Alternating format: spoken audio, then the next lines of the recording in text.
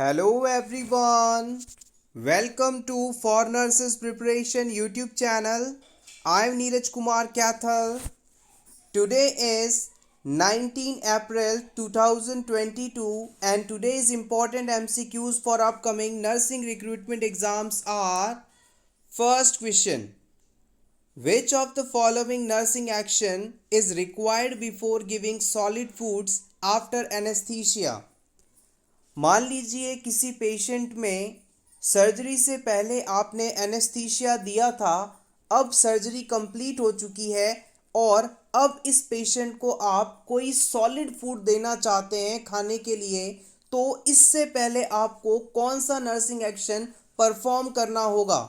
आपके ऑप्शंस हैं: check for bowel sound and passing flatus, आप इस पेशेंट में बाउल साउंड प्रेजेंट है या नहीं, पेशेंट ने फ्लैटस यानी गैस पास की है या नहीं, इस चीज़ का असेसमेंट करके सॉलिड फूड देंगे, या फिर इस पेशेंट में कितना यूरिन आउटपुट है इसे चेक करने के बाद सॉलिड फूड देंगे, या फिर ऑप्शन सी के अनुसार पेशेंट का वेट कितना है इसे चेक करके देंगे, या फिर पेशेंट में गैग रिफ्लेक्स को असेस करके बाद में आप सॉलिड फूड देंगे।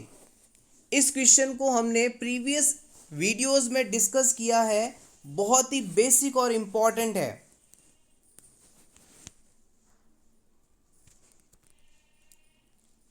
The right answer is option A. हमेशा याद रखिएगा, जब भी हम किसी पेशेंट को एनेस्थीसिया देते हैं, एनेस्थीसिया मेडिसिन के इफ़ेक्ट के कारण उस पर्सन के अंदर गैग रिफ्लेक्स जो है एब्सेंट हो जाते हैं, और ऑपरेशन के बाद ऐसे पेशेंट्स को जब हम सबसे पहले खाने या पीने के लिए कुछ देना चाहते हैं तो उस समय लिक्विड सब्सटेंस दिया जाता है। बेसिकली वो वाटर कंटेंट होता है। सबसे पहले पेशेंट को एक दो बूंद पानी से शुरुआत करनी चाहिए। अगर पेशेंट उसे इजीली इन कर लेता है, किसी प्रकार का उसमें प्रॉब्लम नहीं होती है, तब हम पेशेंट को फिर कंटिन्यूअसली लार्ज अमाउंट में वाटर्स दे सकते हैं। अब हम पेशेंट को लिक्विड दे चुके हैं, वाटर दे चुके हैं, पेशेंट इजीली उसे पी रहा है, उसे कोई प्रॉब्लम नहीं हो रही है। इस सिचुएशन में अब हम क्या करेंगे, इस पेशेंट को सॉलिड फूड देना शुरू करेंगे। लेकिन यहाँ पर कंडीशन है, सॉलिड फूड उसी सिचुएशन में दिया जाएगा जब इस पेशेंट में ऑपरेशन के बाद बाउल साउंड मौजूद हो। आप पेशेंट के एब्डोमेन एरिया में स्टेथोस्कोप लगाकर अस्कल्टेट करेंगे, सुनेंगे, तो वहाँ पर आपको साउंड सुनाई देगा। जब ये साउंड सुनाई देने लगे तो उस सिचुएशन में आप इस पेशेंट को सॉलिड फूड दे सकते हैं। पूरे कॉन्सेप्ट को समराइज करते हैं। गैग रिफ्लेक्स एक ऐसा प्रोटेक्टिव मैकेनिज्म है जो कि किसी भी फूड सब्सटेंस को हमारे रेस्पिरेटरी ट्रैक्ट में नहीं जाने देता, हमें प्रिवेंट करता है। लेकिन एनेस्थीसिया ड्रग के इफेक्ट के कारण ये गैग रिफ्लेक्स एब्सेंट हो जाता है, और इस गैग रिफ्लेक्स के एब्सेंट के कारण अगर पेशेंट पानी पी रहा है तो ये पानी उसके लंग्स में जा सकता है और पर्सन की लाइफ का रिस्क हो सकता है, उसकी डेथ हो सकती है। तो रिस्क ऑफ एस्पायरेशन को प्रिवेंट करने के लिए एनेस्थीसिया देने के बाद पेशेंट जब होश में आ जाए तो हमें चेक करना है कि उसमें गैग रिफ्लेक्स है या नहीं। गैग रिफ्लेक्स लौट आए तभी हमें उसे सबसे पहले क्लियर लिक्विड यानी वाटर देना है, और फिर वाटर देने के बाद जब बाउल साउंड मौजूद हो जाए तब फिर हम उसे कोई सॉलिड सब्सटेंस दे सकते हैं। Next question, Bishop's score is used for. Important one, Bishop's score का इस्तेमाल हम किस लिए करते हैं ये आपको बताना है। इंडक्शन ऑफ लेबर के लिए, फीटल मॉनिटरिंग के लिए, प्रोग्रेस ऑफ लेबर के लिए, फीटल वेलबींग के लिए।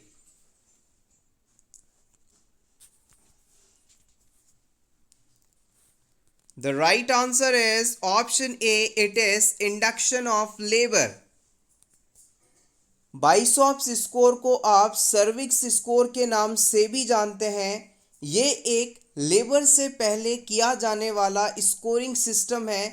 इस बाइसॉप स्कोर को पता करके हम ये बता सकते हैं कि किसी भी प्रेग्नेंट वुमेन में लेबर को शुरू करवाने के लिए हमें एक्स्ट्रा इफेक्ट्स या मेडिसिन देने की आवश्यकता है या नहीं। बाइसॉप्स स्कोर का यूज सबसे पहले डॉक्टर एडवर्ड बाइसेप्स द्वारा किया गया था 1964 में। इस स्कोर को परफॉर्म करने के लिए कोई भी ट्रेंड पर्सोनल वेजाइनल एग्जामिनेशन करता है, मैनुअल वेजाइनल एग्जामिनेशन करता है।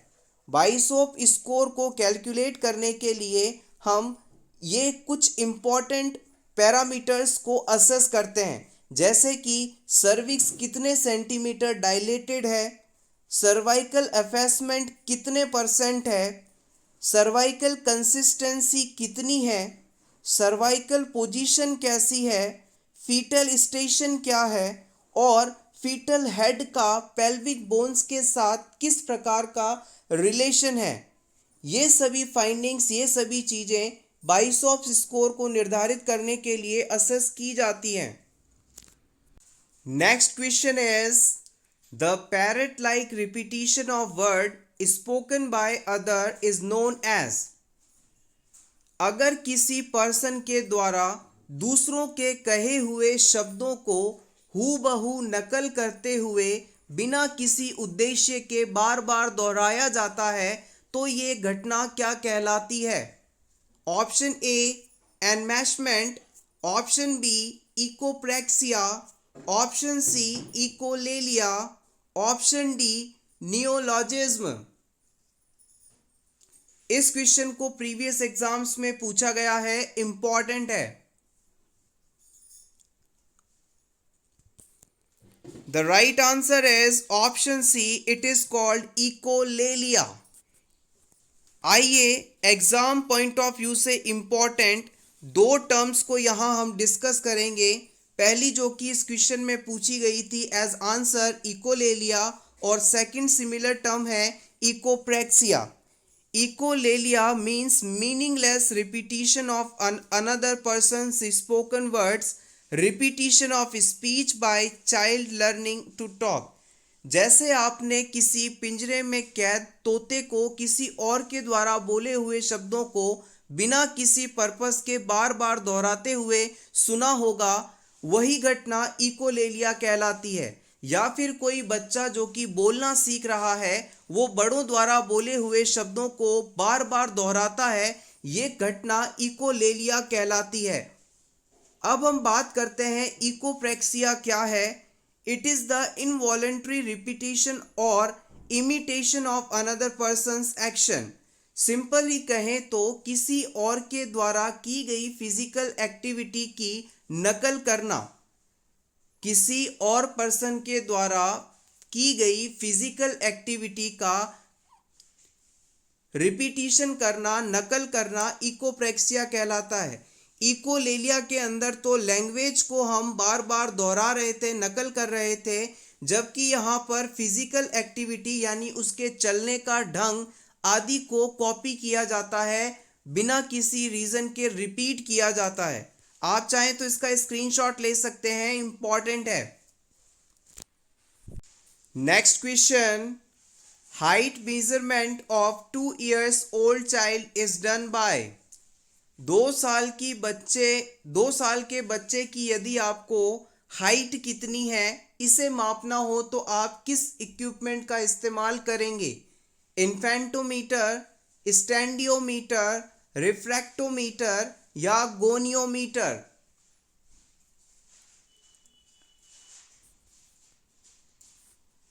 The right answer is option B. It is called standiometer. देखिए बिल्कुल शुरू से शुरू करते हैं।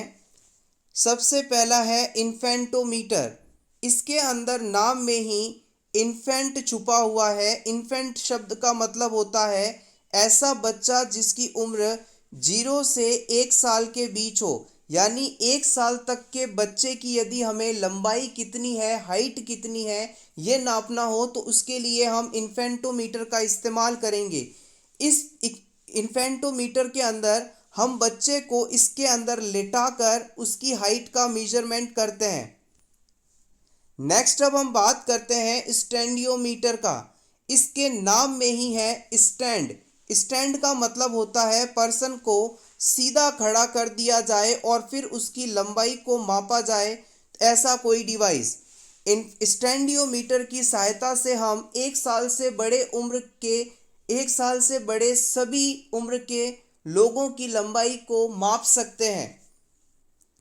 नेक्स्ट अब हम बात करते हैं रिफ्रैक्टोमीटर की।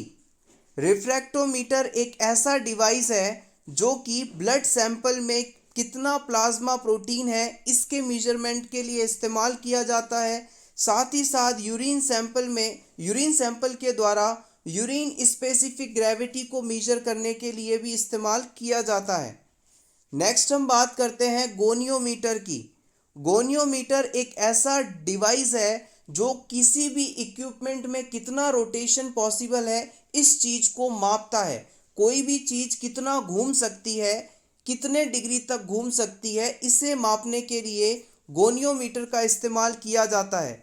इस गोनियोमीटर इक्विपमेंट का इस्तेमाल ऑर्थोपेडिक्स के अंदर हम जॉइंट में कितनी मूवमेंट है, जैसे मान लीजिए आपके एल्बो का ये जॉइंट है, इस जॉइंट में कितने डिग्री की मूवमेंट पॉसिबल हो रही है, इसे मापने के लिए गोनियोमीटर का इस्तेमाल करते हैं। सिंपली कहें तो जॉइंट में रेंज ऑफ मोशन को मापने के लिए यहाँ गोनियोमीटर यूज किया जाता है। Next important question, in the demographic cycle at which stage does India stand at present. Demographic cycle में भारत इस समय किस स्टेज में है? Option A high stationary stage, option B late expanding, option C early expanding, option D low stationary.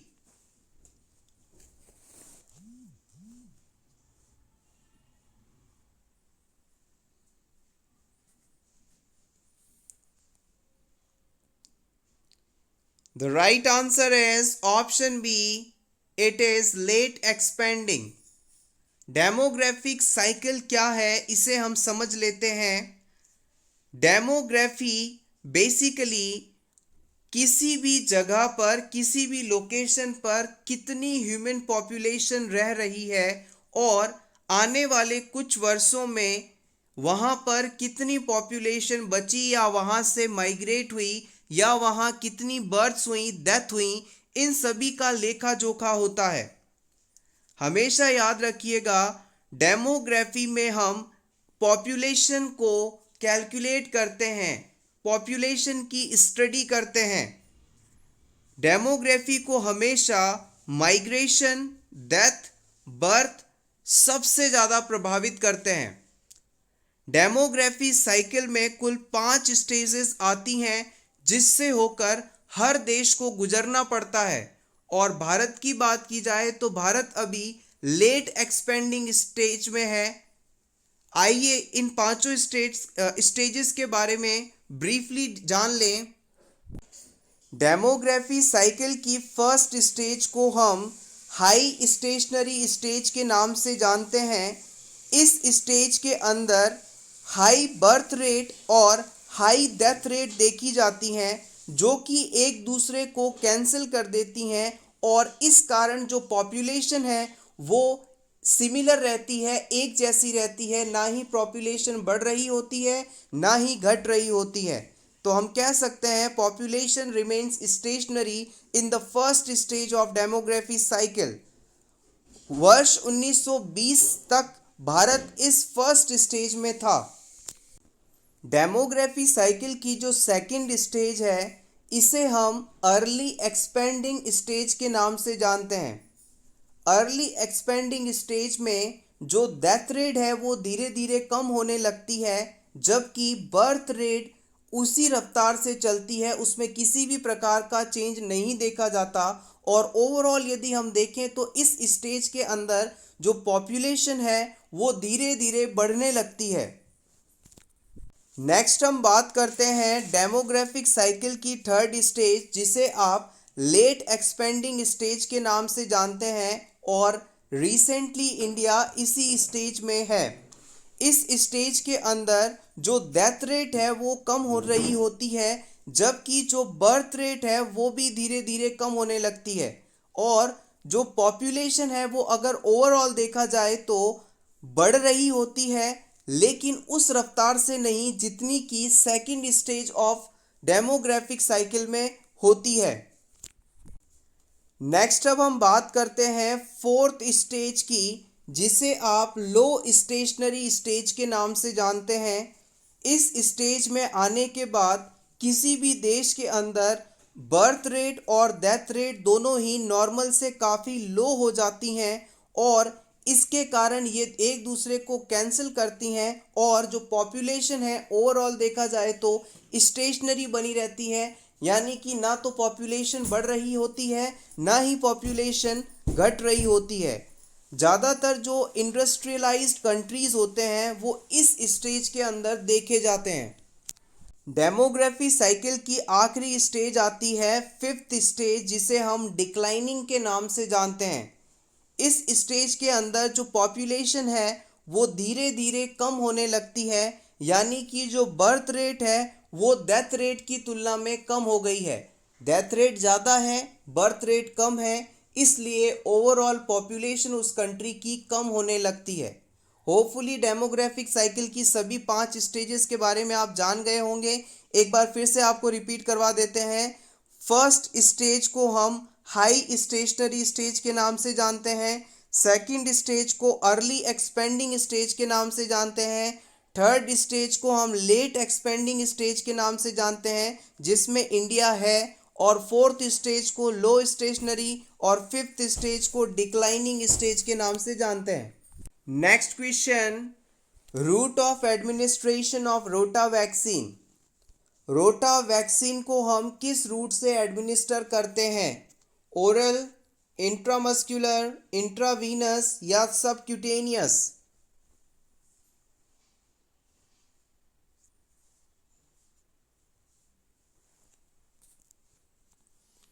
The right answer is option A, it is oral route. बच्चों में diarrhoea के लिए सबसे ज़्यादा रिस्पॉन्सिबल जो कॉज माना जाता है वो होता है रोटा वायरस। बच्चों में रोटा वायरस डायरिया के लिए सबसे बड़ा कारण माना जाता है और बच्चों में ये इन्फेक्शन ना हो तो इसकी प्रिवेंशन के लिए जो वैक्सीन दिया जाता है उसे हम रोटा वायरस वैक्सीन या रोटा वैक्सीन के नाम से जानते हैं। याद रखिएगा, रोटा वैक्सीन को हम ओरल रूट से एडमिनिस्टर करते हैं, जैसे कि आप पोलियो का वैक्सीन करते हैं। यहाँ पर जो डोज है रोटा वायरस वैक्सीन की वो 5 ड्रॉप्स होती हैं। 5 drops is the dose and route is oral.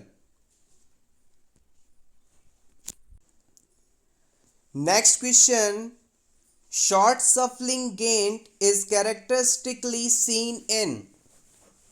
अगर कोई पर्सन छोटे छोटे कदमों से लड़खड़ाता हुआ चलता दिखाई दे तो ये हमें किस डिजीज़ के होने की संभावना को बताता है? Alzheimer's disease, Parkinson's disease, multiple sclerosis या माइस्थेनिया ग्रेविस? प्रीवियस एग्जाम में इसे पूछा गया है, बहुत ही इंपॉर्टेंट है ये।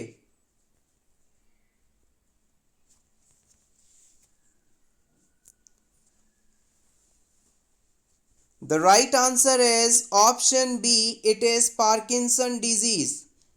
पार्किंसन डिजीज होने पर जो पर्सन है वो छोटे छोटे कदमों से लड़खड़ाता हुआ चलता है। Parkinson disease basically nerve cells के डैमेज होने के कारण होने वाला डिजीज़ है और इस पार्किंसन डिजीज़ के अंदर डोपामाइन का लेवल कम हो जाता है। हमारी बॉडी में ब्रेन सेल्स में डोपामाइन का लेवल कम होने के कारण नर्व सेल्स डैमेज हो जाती हैं और यही पार्किंसन डिजीज़ कहलाता है।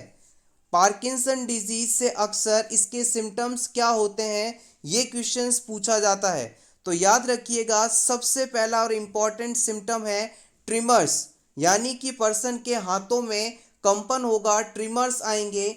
अगर इस पर्सन को आप ऑब्जर्व करेंगे तो इसकी हैंड राइटिंग बड़े अक्षरों से शुरू होकर बिल्कुल छोटे छोटे अक्षरों में ख़त्म होती जाएगी, प्रॉपर लिख नहीं पाते ये पर्सन। ये इन पेशेंट्स को आइडेंटिफाई करने के लिए इम्पॉर्टेंट सिम्टम के रूप में माना जाता है।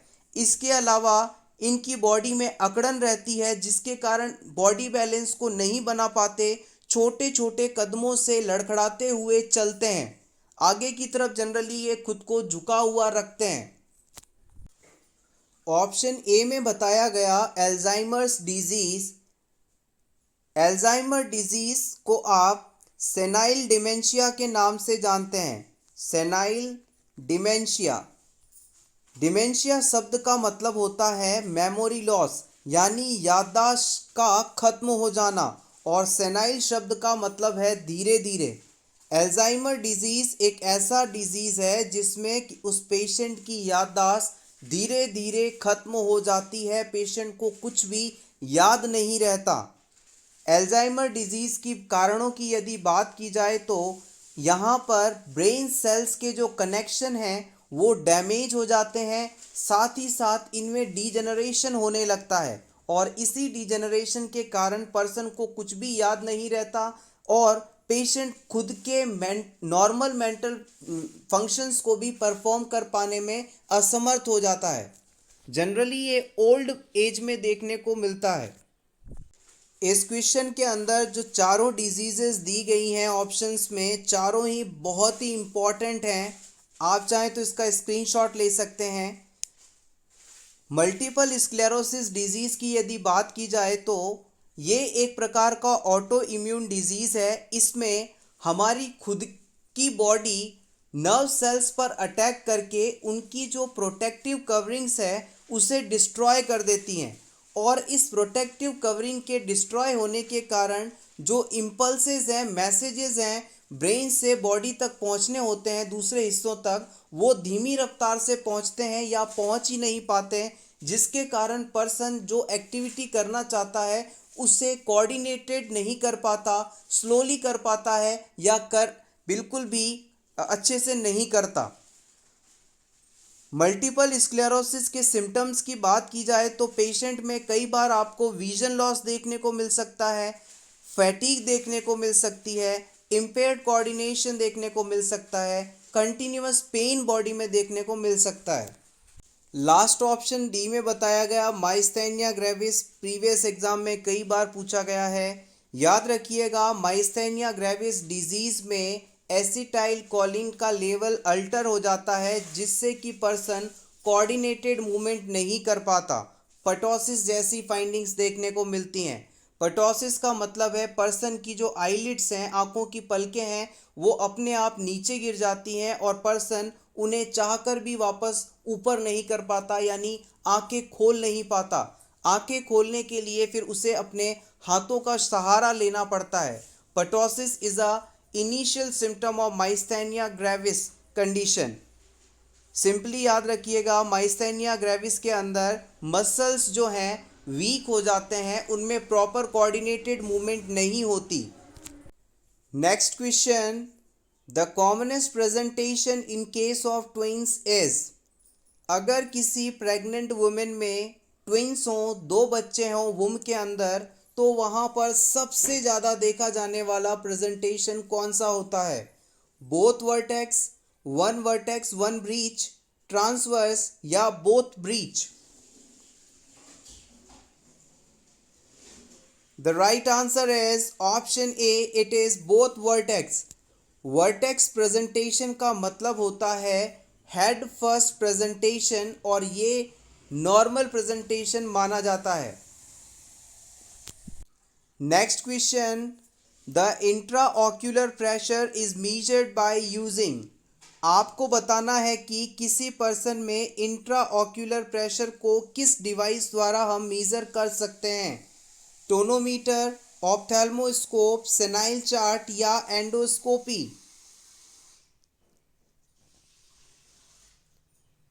The right answer is option A. It is with the help of tonometer. Option A is correct here. Intraocular pressure का मतलब है किसी भी पर्सन की आईज के अंदर फ्लूइड का कितना प्रेशर है, आँखों में फ्लूइड का प्रेशर कितना है, इस चीज़ का मेजरमेंट इंट्राऑक्यूलर प्रेशर मेजरमेंट कहलाता है और इसे हम टोनोमीटर नाम के इक्विपमेंट द्वारा परफॉर्म कर सकते हैं, कैलकुलेट कर सकते हैं और इस कंप्लीट प्रोसेस को हम टोनोमेट्री के नाम से जानते हैं। अगर किसी पर्सन के अंदर इंट्राऑक्यूलर प्रेशर 8 to 21 के बीच हो तो इसे नॉर्मल माना जाता है। अगर ये प्रेशर 22 से ज़्यादा हो तो इस सिचुएशन में पेशेंट के अंदर ग्लूकोमा नामक डिजीज़ हो सकता है। ग्लूकोमा डिजीज़ के अंदर आइज़ में फ्लूइड की मात्रा बढ़ जाती है और कंटिन्यूअस बढ़ रहे प्रेशर के कारण ऑप्टिक नर्व डैमेज होती है और पर्सन में ब्लाइंडनेस हो जाती है। Next question, whitish discharge from vagina is seen in. अगर किसी वुमेन में वेजाइना से वाइटिस डिस्चार्ज आ रहा है तो इसका क्या कारण हो सकता है? Option A trichomoniasis, option B syphilis, option C gonorrhoea, option D candidiasis. Previous exam में इसे पूछा गया है, इंपॉर्टेंट है।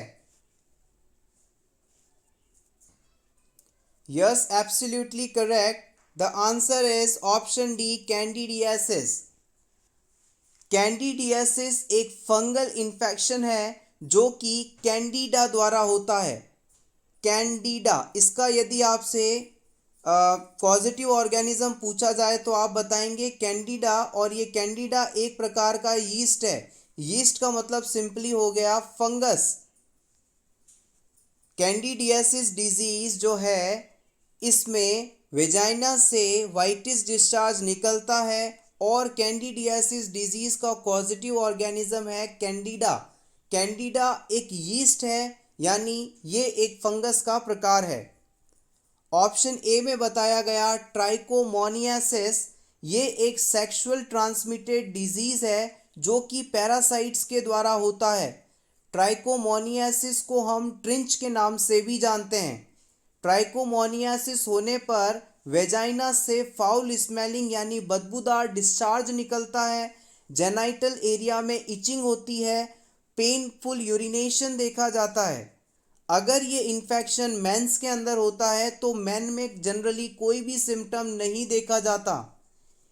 ट्राइकोमोनियासिस के कॉम्प्लिकेशन के रूप में देखा जाए तो प्री मैच्योर डिलीवरी हो सकती है। किसी प्रेग्नेंट वुमेन को यदि ट्राइकोमोनियासिस का इन्फेक्शन हो जाए तो उसे प्री मैच्योर डिलीवरी हो सकती है।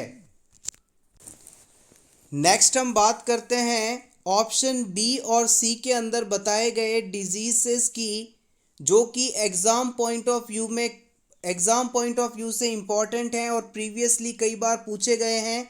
यहाँ से अक्सर इनके कॉजेटिव ऑर्गेनिजम्स क्या हैं इससे ही पूछा जाता है। याद रखिएगा, सिफिलिस जो है एक सेक्सुअली ट्रांसमिटेड इन्फेक्शन है जो कि ट्रिपोनिमा पैलिडियम नामक बैक्टीरिया से होता है। गोनोरिया की बात की जाए तो ये भी एक सेक्सुअली ट्रांसमिटेड डिजीज़ है और निजेरिया गोनरी नाम के बैक्टीरिया द्वारा होता है।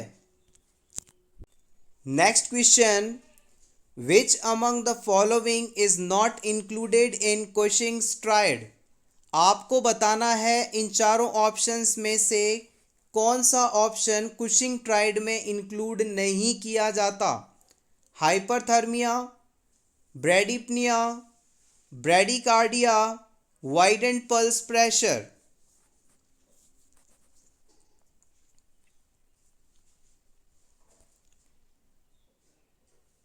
The right answer is option A. It is hyperthermia. Cushing triad क्या है और इसे क्यों उपयोग में लिया जाता है? कुशिंग ट्रायड अगर किसी भी पेशेंट में आपको देखने को मिले तो इसका मतलब है कि इस पेशेंट को तुरंत मेडिकल हेल्प की ज़रूरत है, इस पेशेंट में मेडिकल इमरजेंसी कंडीशन आ चुकी है। कुशिंग ट्राइड के अंदर हम ब्रेडिकार्डिया यानी कि लो हार्ट रेट, इरेगुलर रेस्पिरेशन और वाइडेंड पल्स प्रेशर को इंक्लूड करते हैं। एक बार फिर से देख लेते हैं। कुशिंग ट्राइड के अंदर 3 चीज़ों को इंक्लूड किया जाता है। ट्राइड का मतलब ही होता है 3। तो सबसे पहले ब्रेडिप्निया यानी कि रेस्पिरेशन का कम होना, ब्रेडिकार्डिया यानी हार्ट रेट का कम होना और वाइडेंड पल्स प्रेशर का काफ़ी ज़्यादा बढ़ जाना। अगर ये चीज़ें किसी भी पेशेंट में मौजूद हैं तो इसका मतलब है कि उस पेशेंट में कुशिंग ट्राइड सिम्टम्स डेवलप हो गए हैं, इसे तुरंत हॉस्पिटल ले जाने की ज़रूरत होती है। कुशिंग ट्राइड सिम्टम्स या कुशिंग ट्राइड के डेवलप होने के साथ ही पेशेंट के अंदर इंट्राक्रेनियल प्रेशर बढ़ने लगता है, यानी कि पेशेंट के ब्रेन के अंदर फ्लूइड के कारण प्रेशर बढ़ने लगता है और इसे अगर तुरंत नहीं मैनेज किया गया तो पेशेंट को हैमरेज हो सकता है। So it is a medical emergency, it needs quick action. आप चाहें तो इसका स्क्रीनशॉट ले सकते हैं। Thank you so much everyone for watching this complete video. If you think this video is helpful, then please click upon the like button, share this video with your friends and subscribe our YouTube channel, its name For Nurses Preparation, for more such interesting informative videos. Best of luck.